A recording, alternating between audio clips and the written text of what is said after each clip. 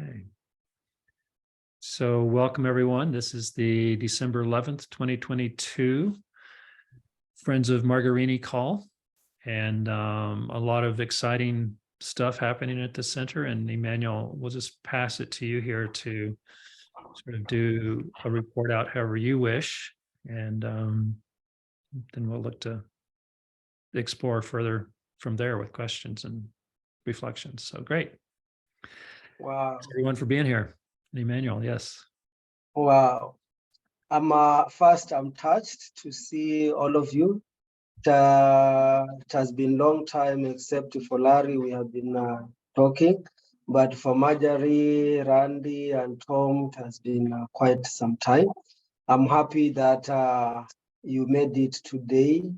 And I feel so happy that we are here almost towards the end of the year. And what touches me most is that it hasn't been easy to go all through these days until now. It wasn't easy, and that we are here, I feel so grateful and thankful and say thank you.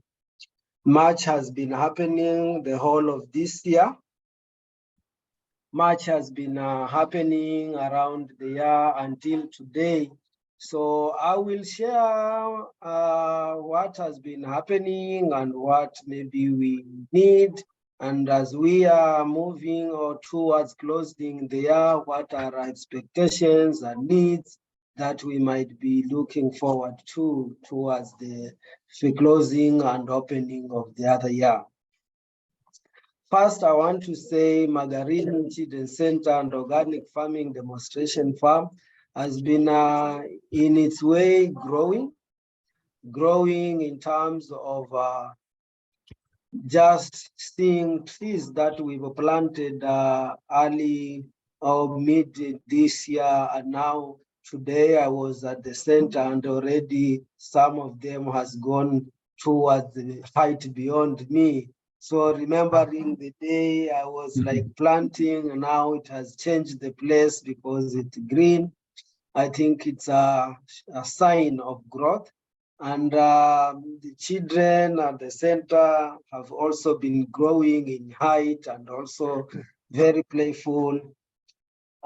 This year we had the first bunch of the children who did their national exam as grade 6, who did the new curriculum. And also we had the same time the children who normally goes until grade 6 to do their also national exam, who can join secondary school, and the ones who can join junior secondary school. So we had a number, we had about 60 children whom, after the recognition of the government as a learning institution and as an examination center also, this was our first time for the children to sit under the roofs of the center to sit for the exam. So there is a lot of expectations from the government and also from ourselves, but this was something we call it was one thing that we have been wanting for long, but until this year we managed to get it. At the same time, the drought has been very deep to all of the community, not only at the center, but all the community. The drought has been very, very serious and very scaring at the same time, because due to the drought, most sources of water went off, and there was no water except at the center only. And many people from different communities, that was the only place they can get water. Not only for the people, but also for the animals. So I was so moved and touched to see how people were expressing themselves in terms of their gratitude for the water they are getting. The animals, you could also see how grateful they are because they come running and scrambling for the water. And then after that, you see they move slowly, showing a heart of gratitude that they're satisfied. It was a really moving moment for me to see those moments, and I was so grateful for the water that is present at that very time. So it rained now, it rained for about 2 weeks or 3 weeks before it rained. It has changed. There is a lot of grass. So the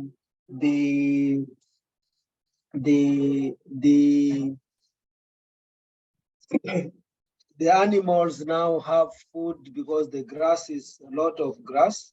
But the problem now is that we planted corn, and the corn is grow until it is now almost like 2 meters, 1 meter height, and others maybe 1.5 meter height. But the problem is that the rain stopped, and we are not sure if it is completely stopped or it will come back. We don't know. But if you go in the afternoon in the farm, you get a very different message from the corn, because the way it is now starting to wither like this, the leaves to curl like this, changing, instead of green, it's becoming like white. It's a sign that they are not so well. So it's not only in our farm, but in all community. So what scares me most is that, what if the rain won't come? What if it may not happen? But those are things that are our assumption. But when the rain comes, it will come. When it does not come, we have nothing to do, because it will be happening that way. What is good is that the children are healthy and they are good. And I have had a few cases this year of children having, because of the drought, there was an outbreak of jiggers, but this did not persist, because already we had a very big outbreak of jiggers last time.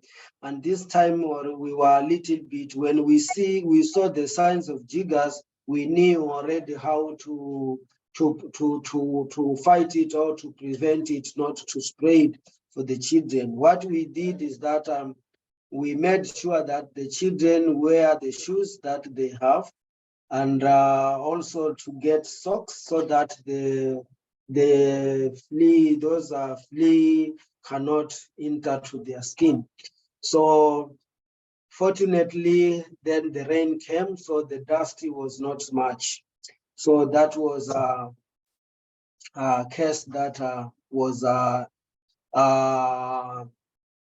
taken care of like that. So when the rain comes, the dust was washed, so the jiggers could not breed to spread.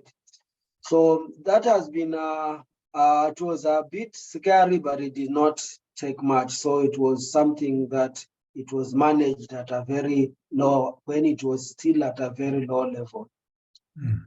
We planted trees using our water. We planted trees from last year, we planted the trees, over 800 trees. And now we have some generations of trees. We have those who are almost 3 meters. We have almost 2 meters. We have almost 1 meter. And we see in the next, next year, when the rain will continue, or as we put water, they will grow and make change. Why we plant trees? It's one way of creating awareness with the community, so that the community also do plant trees in their farm, to cap for trying to see how we can manage with the change of season, and if we can have rain, something like that. So up to now, we haven't done irrigation yet. The reason why we have not done irrigation is that, first, we have the competition of the water that we already have, serving the community, serving the children, serving the animals. So if we start using for irrigation, it might not be enough. We now have storage water tank, and we are trying to finish the second water tank. When the second water tank is done, we will be able to fill that, and then the people will be using the other people for the other tank. They will be able to get water, and we are going to use the water in the second water tank to share or to do the part of the irrigation. We got support to do the piping for the irrigation, of which hopefully by early January we might be able to finish. So when we finish and the water tank is done, we will be able at least to support our corn with the water that we will be having. But and also we will be having the same opportunity to help the community to get water as we are doing now. So we will have storage water stored, and also water stored for the community to get to be helped or to support them. We have had the children in terms of having books, that is, we course books for the children. We got support to buy books for this year, and hopefully we are still looking if we get support to buy the books for next year for them to continue, because as they upgrade, it's like a continuous need that they have to do. And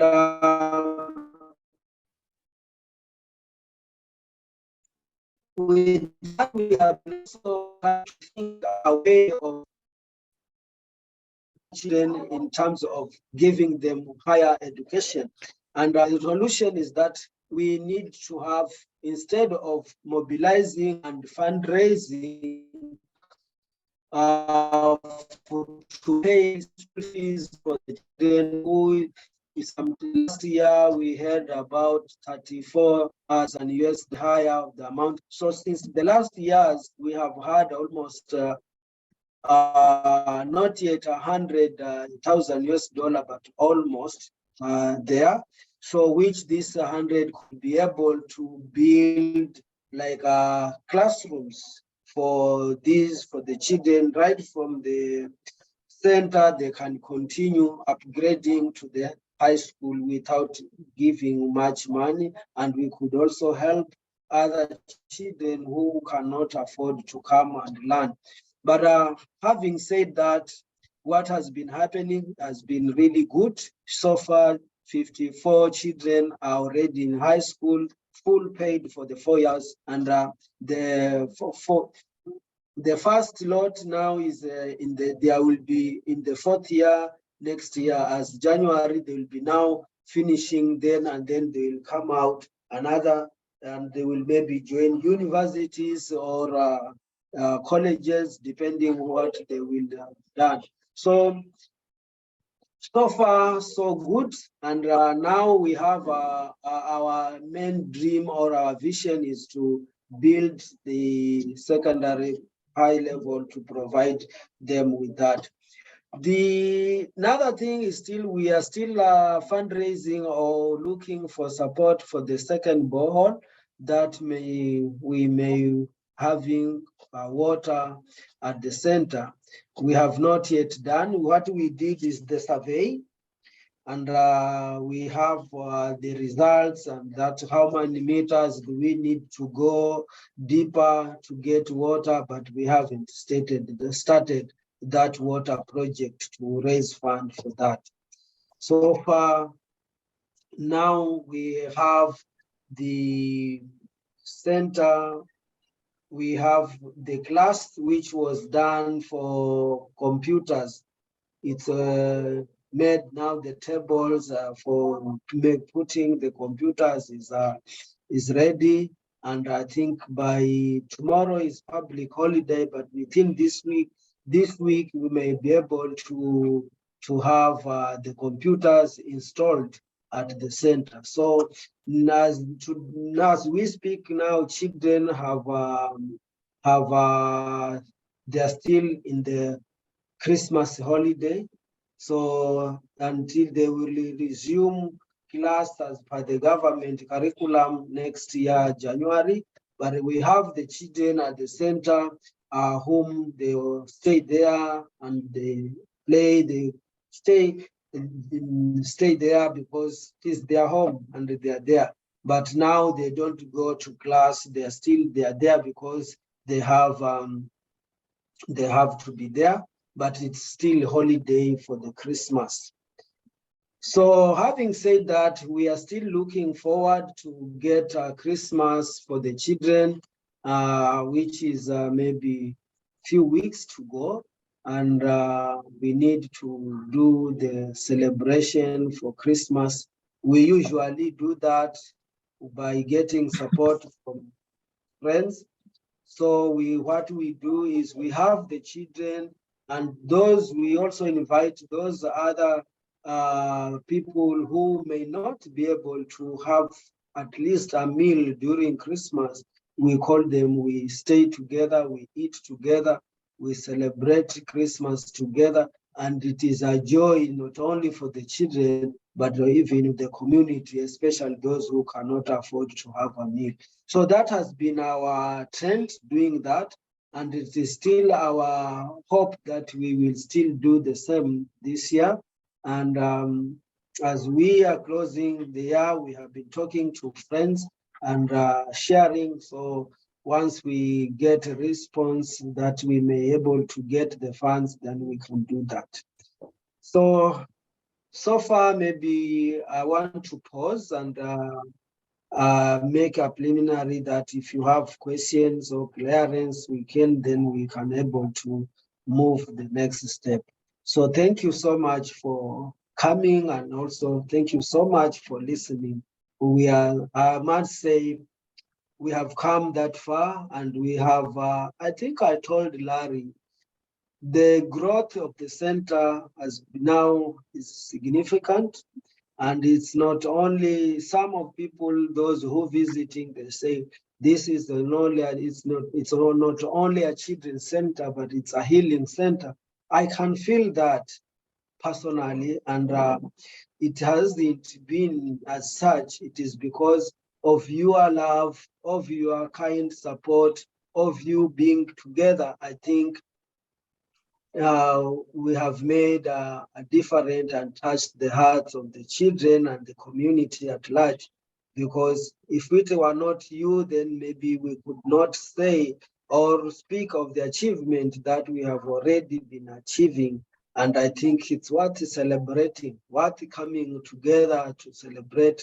And I was thinking of a virtual tour, for if we may not be able to travel all the way, then we may have like now all the children to become in front of the camera and we celebrate together, and also try to show you around what I have said, that this is the trees, this is the pigs that we have, and we are really blessed because you bless us.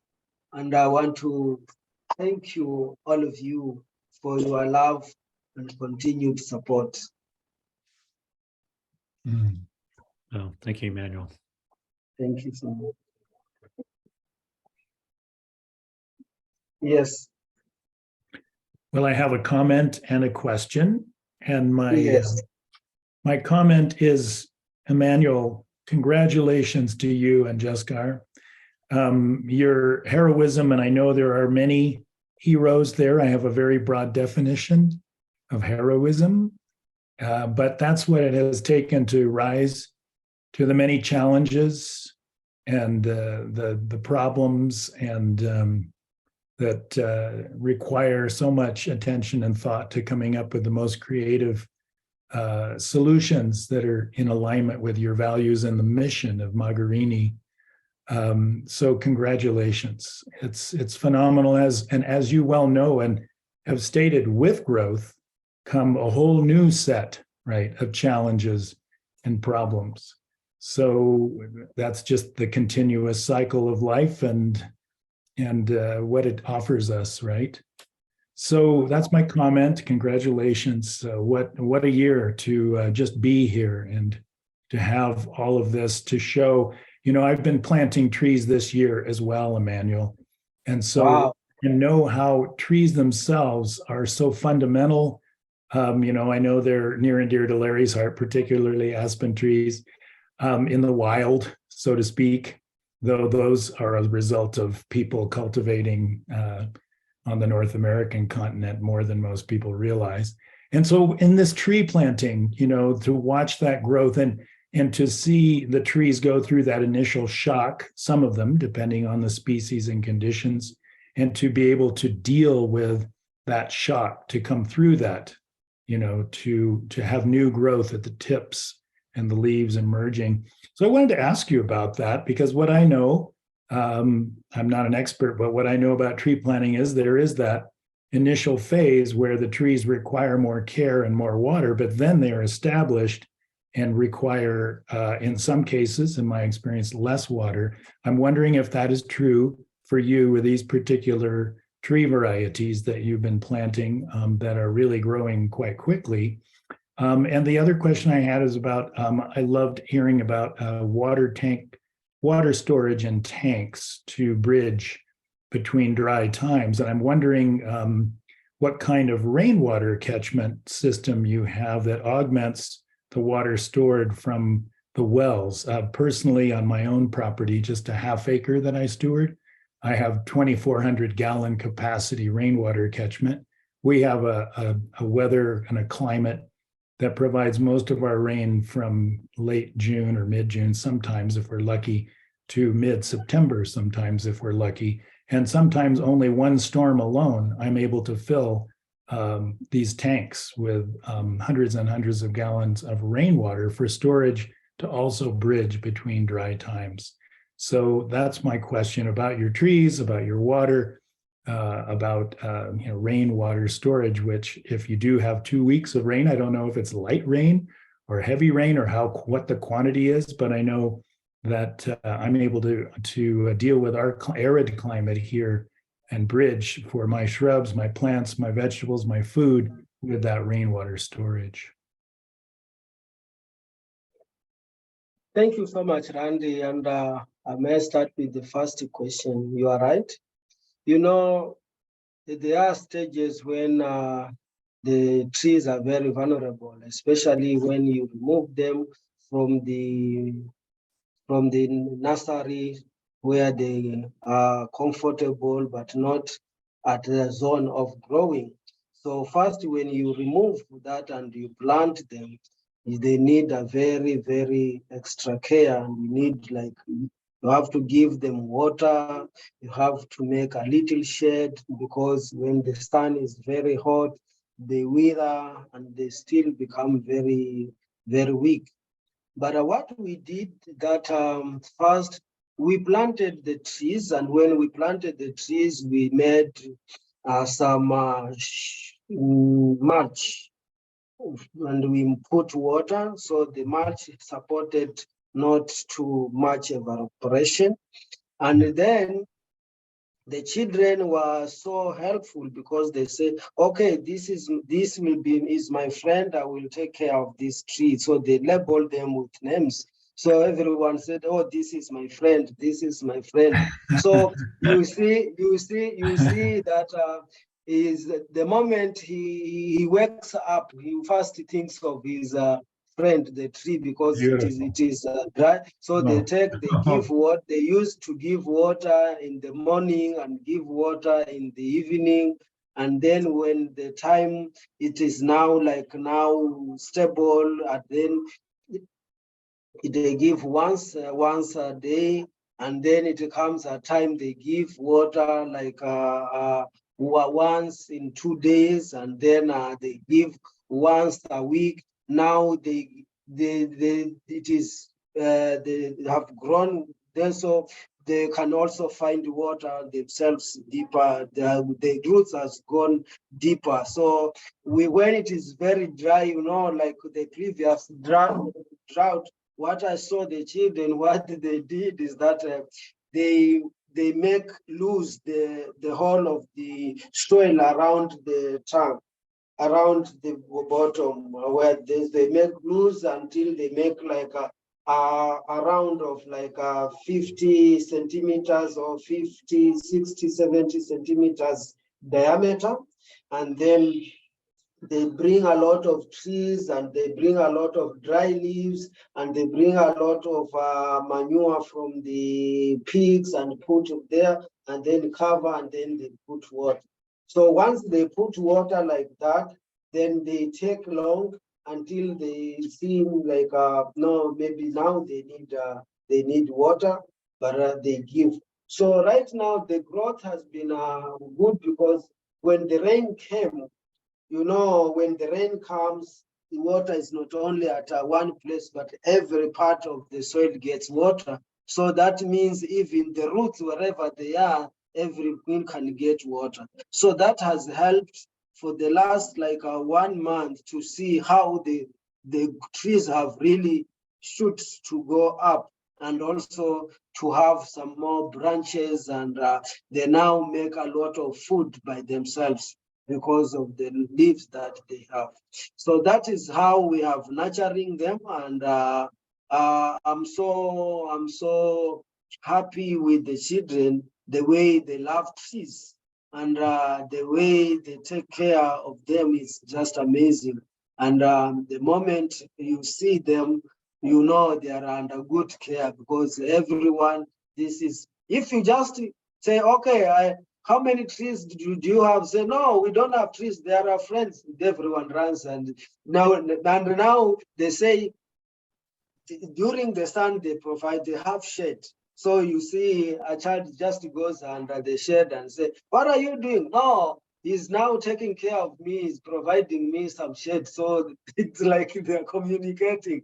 So this has really made me to feel that their children are growing and trying to make, if they can make a good relationship with trees, they will make good relationship with people too. And the second question is that you are true, I'm losing a lot of water during rain time. And because I only can manage to collect 20,000 liters of rainwater from only one roof. And this, when it rains for 10 minutes, heavy raining, or 25 minutes heavy, then the tanks will be full in 10 minutes, and then all the other water will go because we don't have a place. So what I did, I asked some plumber who are expert on how we can collect the rainwater, and they said that there at the center it is a little bit high, and then there is a sloping down. So yes, there is two ways that we can collect. First, we can put gutters to all the buildings, but we need to have a very strong tank, and which is very big, because in like 10 minutes, 20 minutes heavy rain from all the buildings, it will be already full. So they said there can be a way of having like a pipe, bigger pipe. When the all rains connect, then they can come into that, and then you need to make where they can move with gravity, but you have to make a very big pan. Either you create a pan, of which sometimes it may not be so advisable, because when it is very dry, evaporation can go very well. Or we make a tank for every, which will be a bit expensive also, to make a storage. We make gutters of all the roofs, and then you have a tank, so that when the rain comes, all the water goes into that tank, and then we can use. So there is those two ways, but now we have only 2 tanks with a capacity of 10,000 liters each. But when the rain comes, those are like nothing. They just full in very, very little. Then and the rest will move, will go out and fetched. So that is a potential also we can tap in and try if we can also tap that when the rain comes. It doesn't matter how long it may come, but even if it comes for 1 hour, 2 days, then we have already a lot of water stored. If the rains came on the rain only like for 45 minutes and the 20,000 liters tanks was there and they were full, and then all the other time we had no place to store them. So that is the situation as per what you have asked. Yeah, very good, Emmanuel. Actually, I have kind of a similar situation where I'm attempting to enlarge my own domestic rainwater collection system, because even with that 2,400 gallons, sometimes there's overflow, and I realize I need more tank capacity. Yeah. But I was also thinking about, you only have so much rooftop capacity for collection. Yes. But if you have Yes. a slight slope and land that's not under cultivation, to have plastic on the ground and then a underground cistern that all of that water collects and fills the large underground tank, that would also potentially increase capacity. But I don't know if that in your situation would be a solution or another solution. It's something we can invest into. Only that I asked the experts who do underground tanks, and they said we as the cost of such a tank, we may not advise you to go into that, because it will be it's a very expensive project. But if you are up to that, it will sort you out. It will cap with all the water, because once you have that one and then it is full, what you need is only a small water pump to pump it, to share it within there, and it can be very. Yes. I have a very small, almost very little electric pond pump that pumps out of 2,000 gallon tank, and it requires almost no electricity to move the water to another place. That's right. Yeah. Yeah. So it's one of a need that maybe one feels we can move into that. It will be also very helpful to support in terms of water provision at the center. But for now, we haven't done it. It is like what we have just shared. Yeah. Emmanuel, I just want to say in closing with this topic that I brought it up, not necessarily to spend so much of this call in the weeds of the details of that kind of system, but I'm looking at, the comparative costs with a new borehole and all of that expense. And, what are the different ways that in your environment, water can be collected, some of which may be more passive and not require as much technology and not as much power. And so that's what I've been thinking about and discussing with Larry. Water from the air. Basically, it's water from the air that comes when it rains and water from the air when it does not rain. There are technologies now to extract water from the air, even in arid climates. And so that's part of what I've been exploring a little bit. Not to say that I don't support the borehole. I'm just looking at what is the larger picture over time that can be sustained. You are right. When I haven't done more research in terms of collecting water from the air, but I don't know how that technology is done, and I'm not. I don't know if there is water or what signs in the air. I'm not yet sure. But what I see is that we know somehow in the morning, during the night, there's some moistures, and which maybe I don't know how that technology can be, but I think it's something we are all learning. Just a quick note. So there is a person and group that's created what are called hydro panels that look much like solar panels. And those panels have within them both the power and the ability to collect water from the air. And they're doing demonstration projects, I think, on every continent now. Each panel alone does not produce a great volume of water, but the water produces is high quality. And I could picture, an entire field of solar panels that it would look like that in terms of collecting a greater, and it actually filters and creates high quality water as it's collecting water from the air as well. So they're called hydro panels and look much like solar panels. So that's just a quick note of information. Okay. Okay. Let me jump in. Thank you for the information. Mm-hmm. Yeah, one of the things I wanted to share was Emmanuel and I had a call with water engineers of the America and Africa. I believe it was last Tuesday. And they do resources in Kenya and are very interested in, partnering with the center.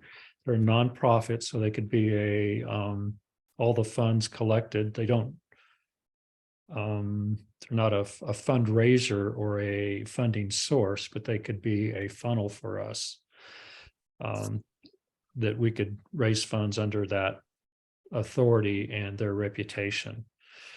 And I did ask about the hydro panels and with Tim, who was on the call with us, and he did not think they were a viable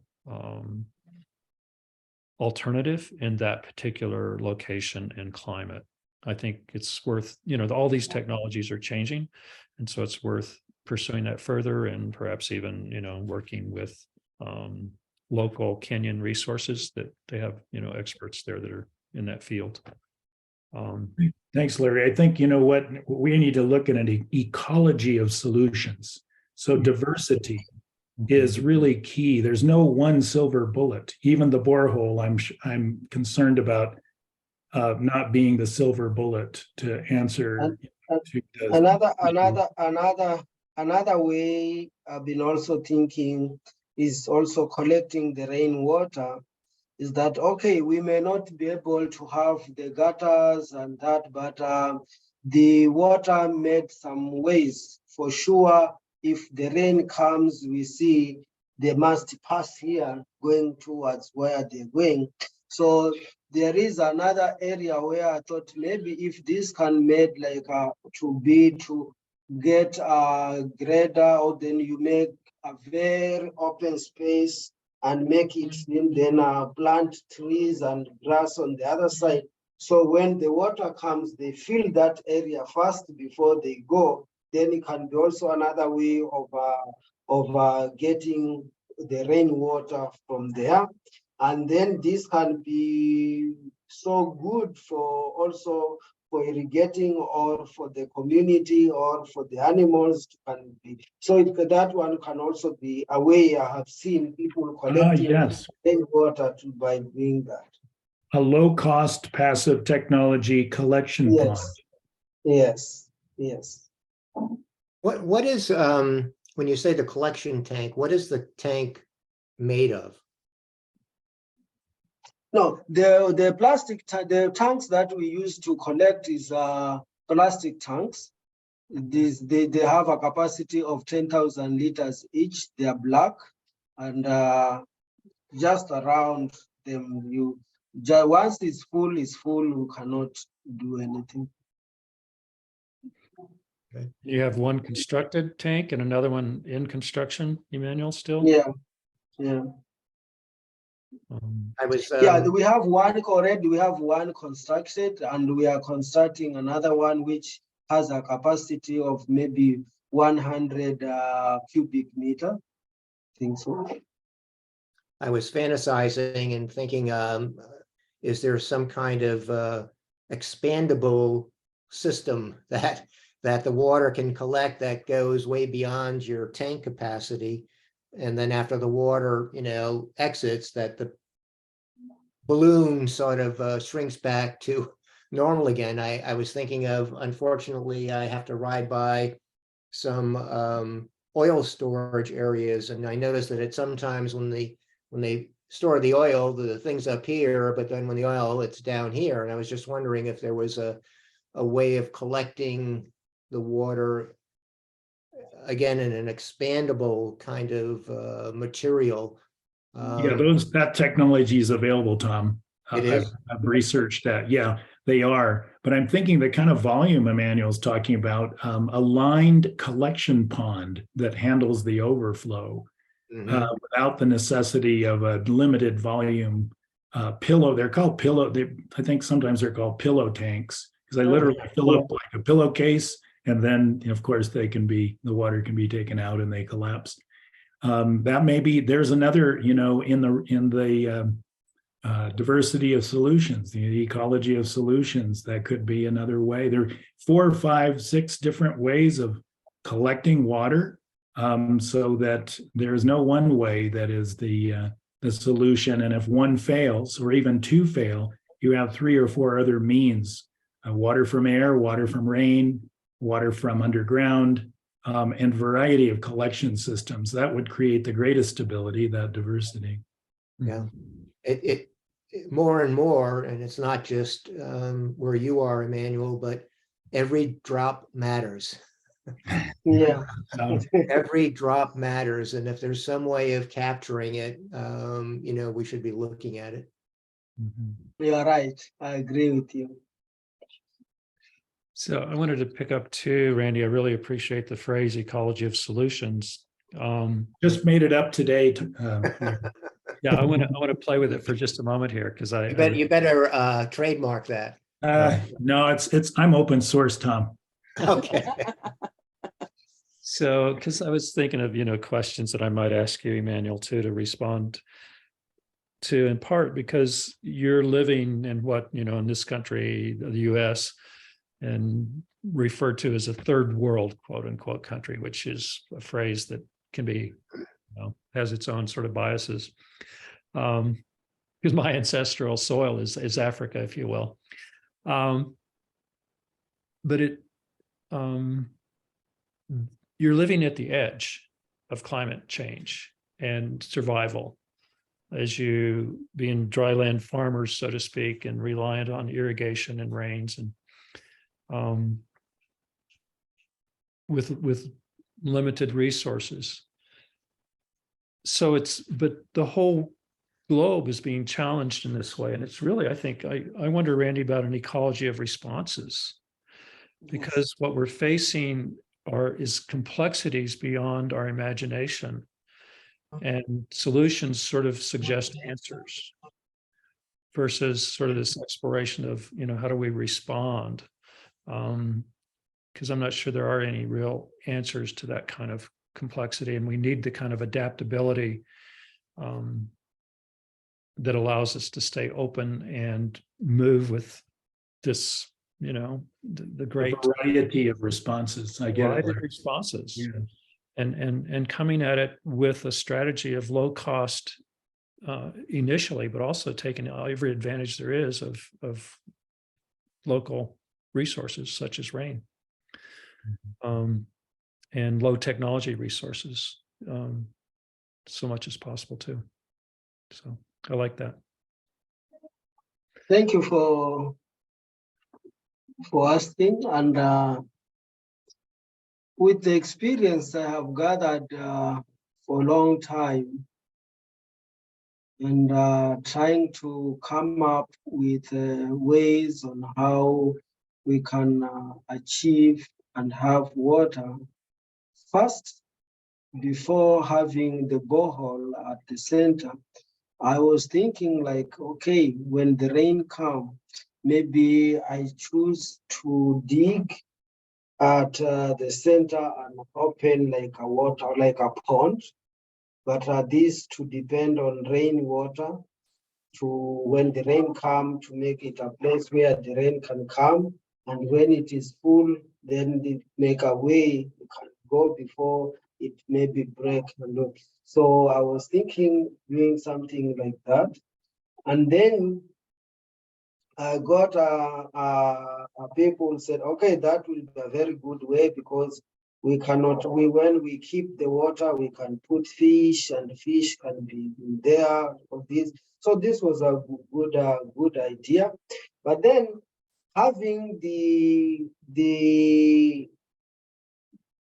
tools, because you have to, there is like a tractor, and then if you want to have that excavator to dig or to make it for you, it can have like they hire it for 1 hour or 2 hours. They really need a lot of money if we don't have.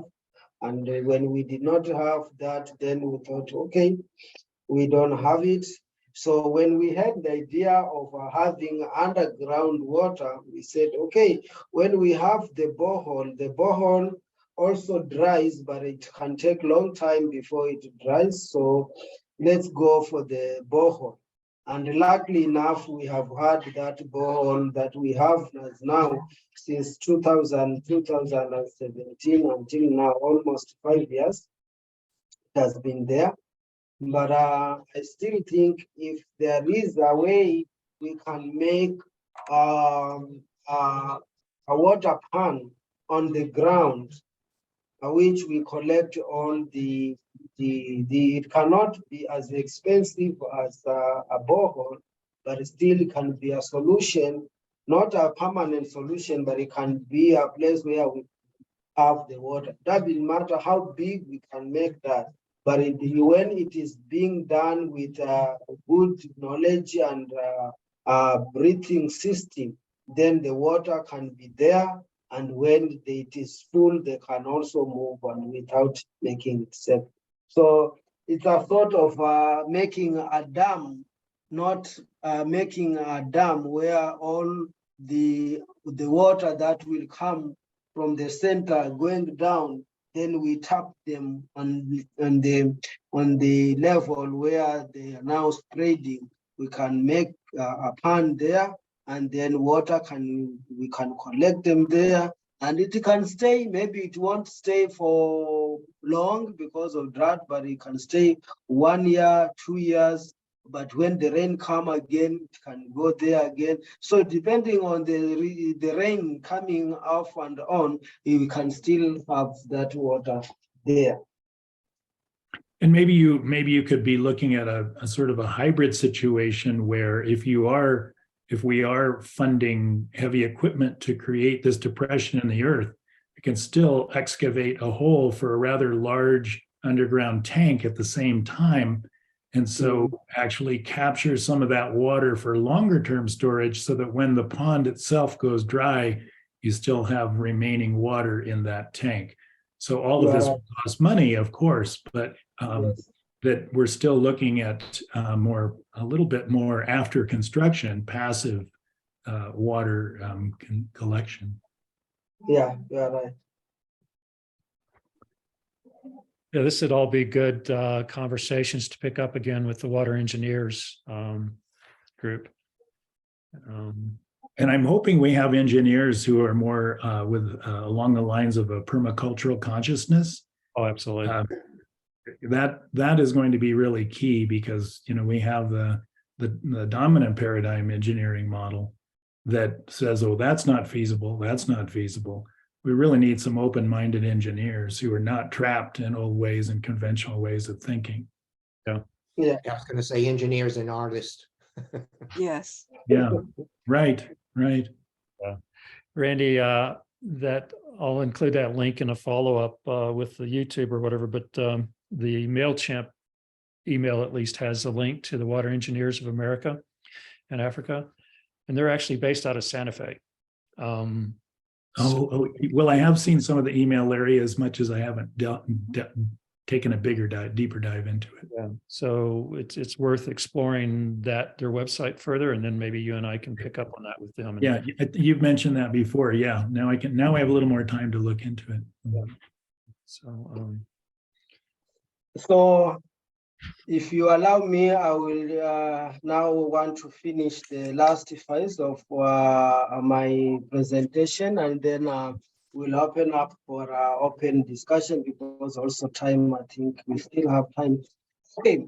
Before you go on, Emmanuel, I just wanted to say the story about how the children have adopted the trees, and that relationship is a fabulous story. And I wish we could do more of that here in the United States. I mean, that's just powerful. So Thank you. Thank you. Thank you.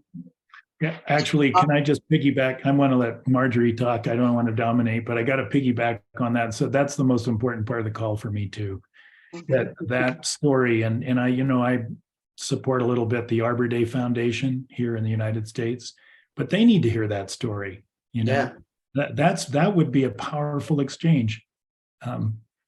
Thank you. So, Marjorie.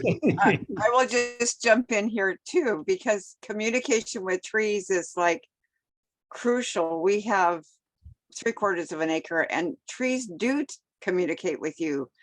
You communicate with the trees. There is a symbiosis. We are all part of one nature. There isn't, oh, they're trees and we're people. We're all one. And I love that when you said that they recognize the tree was their friend. They could help the tree grow, then the tree could shade them. That's how we all are interconnected with all of nature. You know, that touches me most when I see the children, because it's part of what, I don't know how it happened, but I'm sure it happened because we created the environment for it to happen. And that they can create that relationship. It means that they will, as they grow up, they will change a way of alternative livelihood, not to depend on trees, cutting trees, making charcoals, making timber. With that relationship, they won't do that. So they will always be, the trees will help the children to come up with creative ways on how they can change their livelihoods. But before that, they have to have that relationship, because I felt it, that the trees wanted to tell the people, stop killing us. There is this way and this way you can find your food, you can get food like this. But people don't have time to listen to the trees. And because I felt, and I have been very close to trees, I feel, no, there is a lot of communications going on. How can I help the children to have it? But having that okay, I need to give water to my tree. They created that relationship. Now you find the tree has formed a shed. You see the children are staying there under the shed. I say, why are you there? No, the last 2 months, he was very little, could not provide me with anything. But now I give water, I give me shade, and see people, the children are laughing. And so I feel, wow, that's something worthy, and I'm just proud of them and being part of nature and trying to share with the children, because there is no specific way you can teach how one can communicate with nature. But once you create that environment, nature takes it on and it will take itself how to communicate with the people. And that's, I feel so much privileged. I'm so glad that this has been taped, because basically this last 25 minutes about the trees is a children's story that should be written and published by the Magarini Center and sold throughout the world. Yes. Thank the you. stories of the kids communicating with the trees. We need it here. They need it all over. Larry's writing a book. I don't know how else is writing, but you've got a story there that could be a book that could probably raise funds for the Magarini Center. Thank you. Thank you so much. yeah, let me jump in again here too, Emmanuel. We'll get around to finishing. Yeah. One of the other conversations we had, that's exciting conversations in the last week or so, was with the Climate Innovation Challenge Group. Again, Randy out of Santa Fe. So we'll touch base about that again for the opportunities to meet folks. But part of their piece is engaging students to create these 2 to 3 minute climate related video stories. So they have actually a curriculum around teaching students to talk in terms of story, and then shoot these videos. And they have a representative that we've met with on the call in Kenya, who's very tuned into this. And so we've started this relationship. But Emmanuel, that's a great piece for that kind of story. I can imagine a group of 2 or 3 kids, or however many it is, introducing people to their tree, Samuel, or whatever the tree's name might be, and talking about that relationship and listening to that story. That'd be a beautiful kind of, We one of we many grow we stories. grow because we care. The Yeah. kids grow, the trees grow. Yeah, Yeah. yeah, it's beautiful. Okay, we could go into that a long time. That's really beautiful. I know. And really worth the conversation. Emmanuel, you want to pick up again on? Yeah, just a few events that has been happening over the year, and during the year there's been also good achievements, like now we have 12 computers which will be installed at the center, and we have a router that provides Wi-Fi at the center. So most of the downloading of attachment is becoming a bit cheaper and easier at the center. And with that, we have the main challenge now is to maintain the staff who takes care of the children. We have like 4 categories of staffs. We have staffs who cooks for the children. We have the teachers. We have security men who makes that, and also who helps working in the farm. The maintenance of these staffs is getting their salaries done every month. So sometimes this has been done by IPG, which goes on hand in hand by raising funds and support, and one word from Germany. But most recently, we added like two teachers, and also we had to differentiate now a department of finance where all monies and financial records are being done, so that the government needs to know how much money we received from us, from donors or friends, and then how did we spend. They don't charge us as a tax because we are non-profit and we are supporting children, but they want to know everything. So we have been giving every year, we prepare an annual report and we share with them. But now we needed a person who can take care of that department. And I should remain on the fundraising and bringing the money, but I should. So we have one person who deals with these. And that means the salary that we need, before we needed like $4,000 on monthly basis. Now we need like 4,500. So there's been a challenge because this has been happening in this. So what has been really helping us is there are some people who have assigned, like giving $10, $12, 20, 50. So for the past years, this has been, when we accumulate them, they have been very helpful in paying for the extra money that we made. So when we speak with friends, let's encourage them they should not be afraid of giving $10 or $5 or 20, 30, 50. It is so helpful for us, because instead of them thinking of the bigger problems that we are facing and that they cannot able to solve it, no, by just putting your hand, and another one puts his hand, another one puts his hand, the log of it becomes a little bit easier.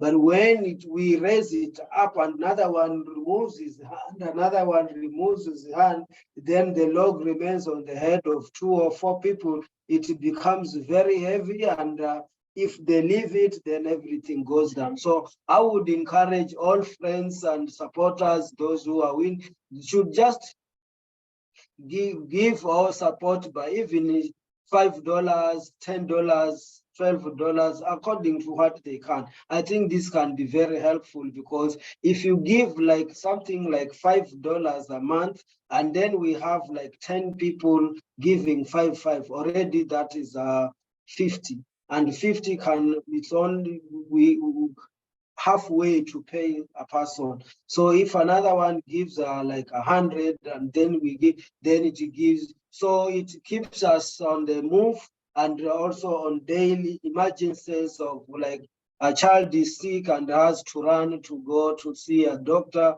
We don't have a car yet, but we can hire piki and can be rushed to either hospital. So those are things that is happening, and we cannot be able to stop them because they are happening always.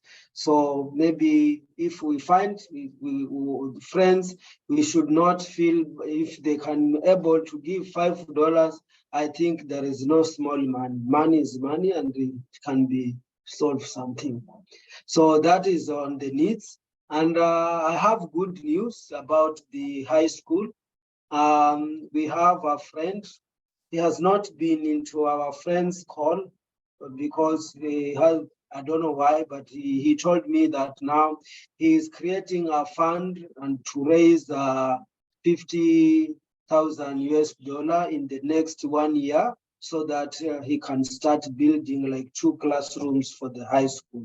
So I said I support that, and thank you for taking it over.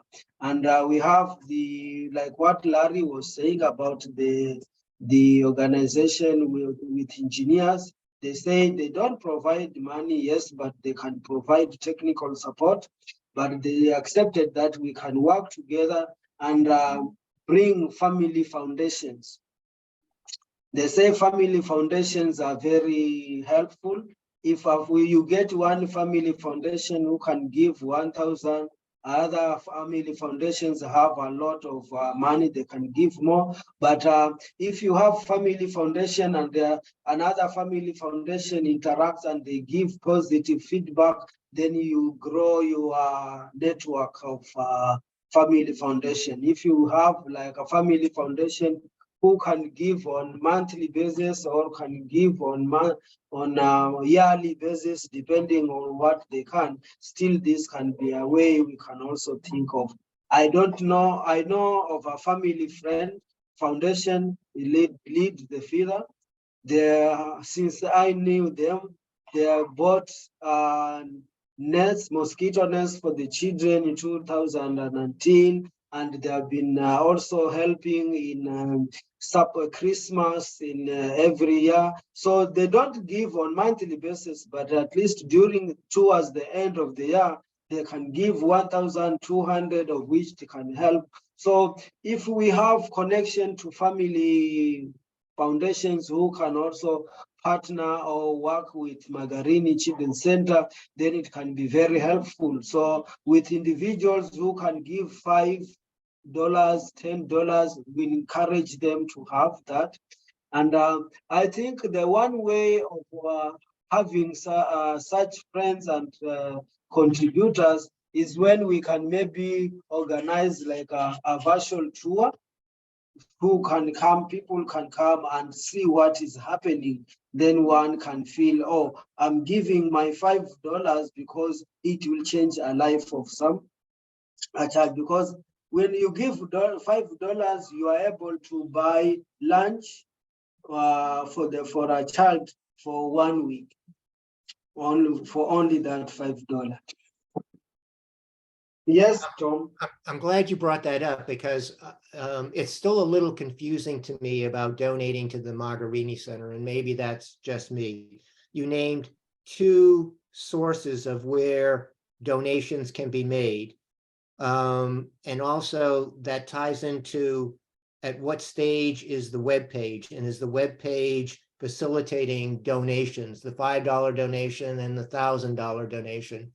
And I'm just wondering, what is I don't still feel like there's a direct stream. Like if I go to the website, that there's a really call to action, like I can buy a tree for a child to plant and develop a friend. I can buy a pig. I can buy some chicken. I can contribute to a water tank. I can contribute where people feel like they are directly, like you said, every dollar counts.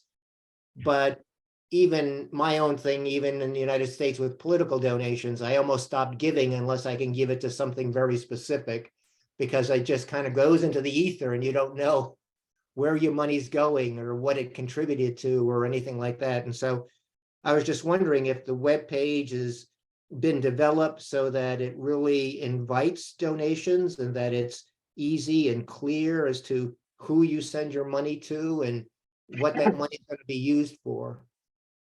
I think Larry and is one of a friend whom we are dealing with making the website. I think that's a very valid point, and I think we check it out so that we can break down. If you give $1, this can buy a book or a pen or a lunch. Give lunch for a child for these days. So if you give this, you can if you give a dollar can buy a crayon for a child, and this crayon can help the child to learn for over 2 months or more. So there is no like small money. So I think if that can be shared or explained in the website, okay, it can be also very, very helpful.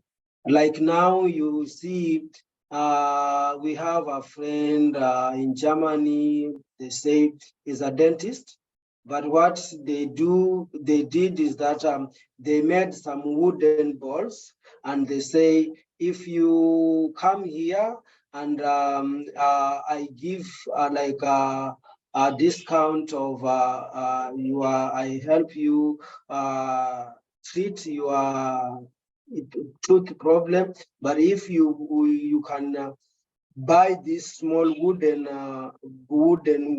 ball, then you support growing a tree somewhere in Africa or some. So they tapped into that, and they wanted to see the trees that we planted. They want to see if they can raise money towards that to support. It hasn't taken off yet, but I think it's something worthy if someone devoted to use that to ask money from his clients. I think that is okay. But if one way we receive the money in US, it is through IPG, so that people can get tax deductible.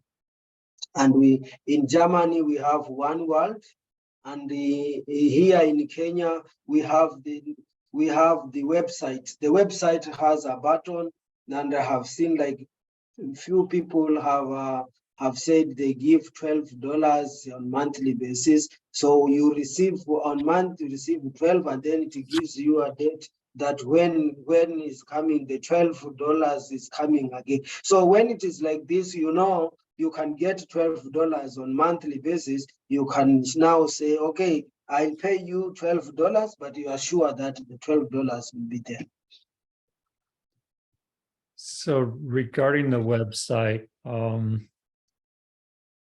Astrid from Germany was picking that up, and and I think we had a call about a month or so ago around that, Emmanuel, and she's had some personal challenges to deal with since then. At that time, we didn't have funds, but in the last week or so, we've received a $2,000 donation that I was going to suggest that maybe it go to being able to hire somebody for the website to do sort of what you're talking about, Tom. And also then to maybe develop something, flyer, whatever resources around the vision board and the water needs and some of these other needs. So that's sort of the state of that. Astrid did get in touch with me about, wasn't able to be on this call, but she's looking to be able to pick that up and maybe have that up before the end of the year.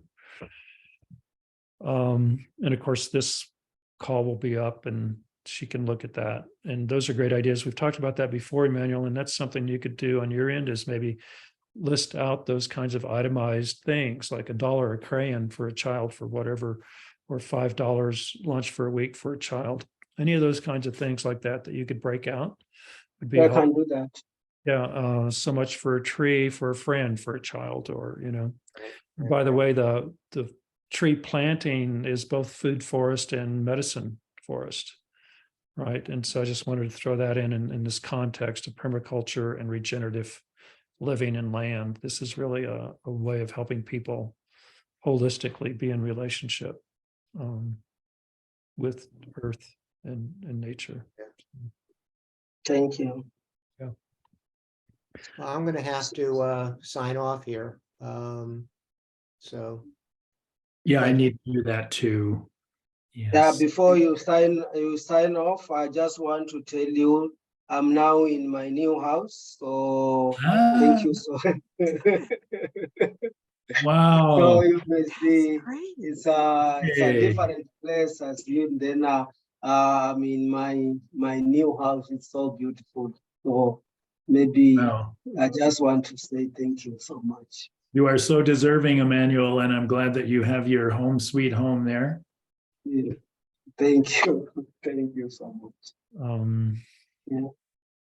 So, and Bill would send his, reminds me, he's not able to be on this call. He has also some personal challenges going on, but certainly sends his regards, as does Barbara, who also was not able to be on the call, but wanted me. Thank you so much. Thank you so much for all those to mention the people who contributed towards making this beautiful home of mine, and think is very touching, and the whole of my family, my friends, and the community, they are proud because it has changed the whole community. It is the only beautiful house. Okay, all beautiful houses are beautiful, but now it gives a different kind of, because yeah, it's not like the normal one that I used to have, but I just want to appreciate and say thank you so much for that.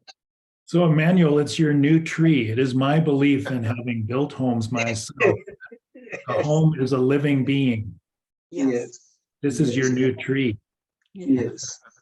I have just in front of my house, there is a very big tree, and there is another big tree around there. When the people who are building the houses, they say, "What about the trees?" I said, "The only thing you can work at my place is to keep those trees alive. So if you want to work here and build this house, whoever will say these trees will be alive and this house will be here, I will give the job." Very good. Good, good. Yeah, so all those who came and say, "We need to cut this tree and we need to," say, "No, I'm not going to kill my tree because I want to build a house, no. So just to go, I will call you." Right. So until I get the one who said, "Oh, in fact, these trees are very strategic and we can draw the house this way and make it this way, and this one will be here and it will create." So it is like when you come, it's like the house and the trees were all together, and Yes. it is very. That's great. So those who are planning to come next year, come to my home. Well, thank you, Beautiful. everyone. It was a pleasure Tom. and heartwarming and inspiring. So I look forward to more connections and things. Take care, everybody. Be safe. Thank you, You Randy. too, Tom. Yes. You too, Marjorie. Yes. Thank Everybody. you, Larry. Thank Yeah. you. Thank you. Thank you. Love to all. And maybe we may not be able, I don't know, Larry, but we may, if we are going to meet before Christmas, that is okay. If we may not be able, I take this opportunity to wish you a Merry Christmas. Yes. Merry Christmas. Yeah, let's Oh, talk about a all All virtual the seasons. tour, Happy Emmanuel. Yule. seasons, all celebrations. Yes. All of them. Thank you. Great. Okay. Thank you. Bye. Thank you so much.